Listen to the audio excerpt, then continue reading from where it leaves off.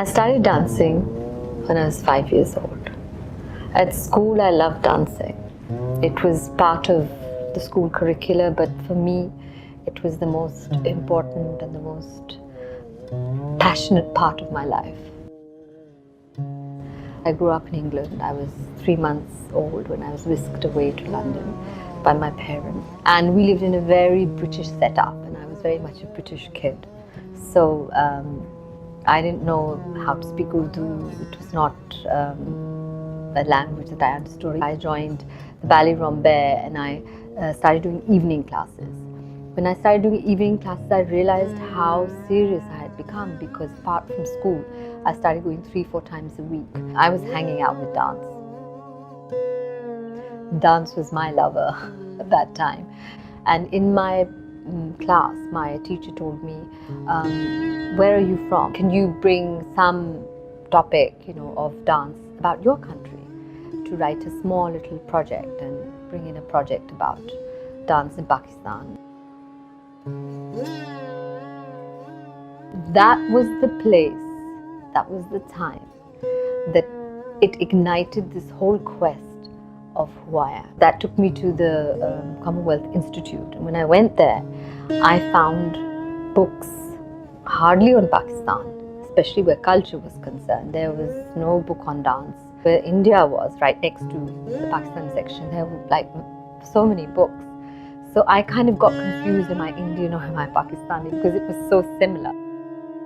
I ended up going to another place called the Bharatiya Vidya Bhavan, and this was in West Kensington in England. I saw a picture of Nighat, who was my first guru, and I started learning Kathak with her from Bharatiya Vidya Bhavan. And by this time, I was around 11, and Kathak became a very, very special part of me.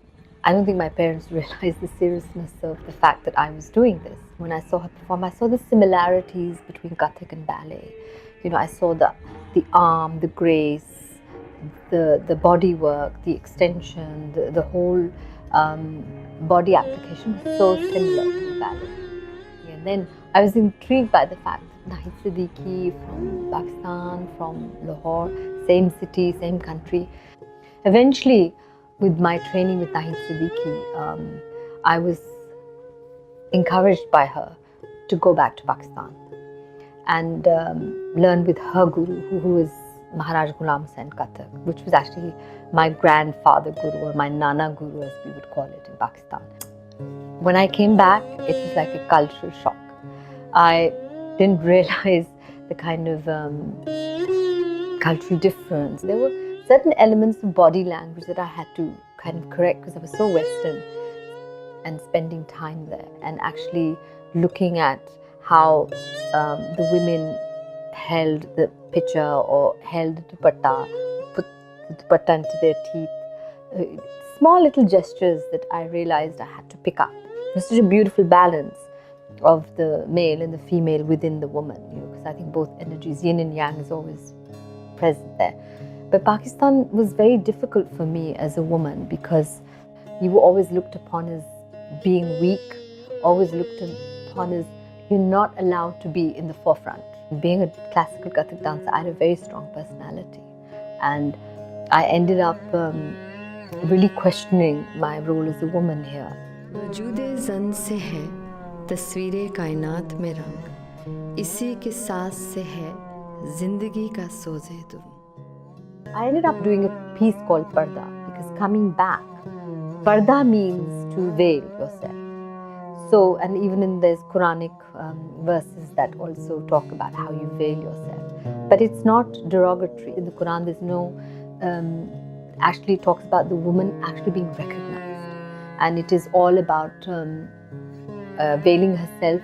The context of that is totally different. If she covers her chest or she covers her legs, and that was also done in the West. I started researching all of this, and I created a piece called Parda, because for me Parda was of the eyes, of the intention. There has to be a balance, and the balance I found in Pakistan were more within the women, and the men were more extreme. I used to say, oh, I feel like the Pakistani men have killed their woman inside, that female energy inside, so that's why they can't respect the woman outside. My father was also quite an abusive father, in the sense that he used to beat me up a lot and my brother. And there were elements of dance being the space where I could channel that pain or channel that kind of abuse at home. And I think my mother was passive around that kind of abuse. But the abuse was pretty severe at times. As a young kid, I had a lot of pain. And I think that pain, just dance really became the area where I could let go and forget. I'd forget about time and space. I'd forget about I had a family. I'd forget about my father. I'd forget about the environment at home, even though, I would have to come back to it, but the relief of it. And I think that became so much. That's how dance actually was already there, but I thought kind of enveloped myself into it even more. I came back in '82 and it was martial law here. And Zia al-Haq was the dictator. They'd taken over. I didn't actually realize the impact of that on dance.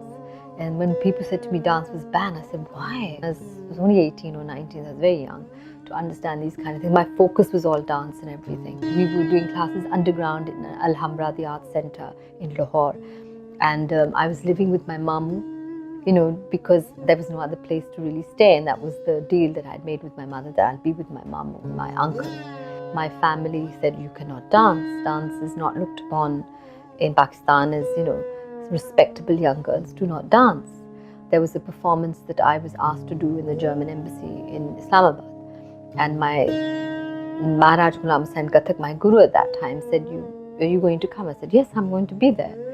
So my family, my mamu, had literally locked me into the room and said, you're not going. And then one of my cousins opened the room and got me out of the house. And I said, I'm going no matter what happens. Because of my Western upbringing, I was extremely independent. And for me, being away 3 days was no big deal. But apparently it was a big deal. So when I came back, my mamu really slapped me and said, you should be ashamed of yourself. There are prostitutes who dance and you're coming across as a prostitute in the family.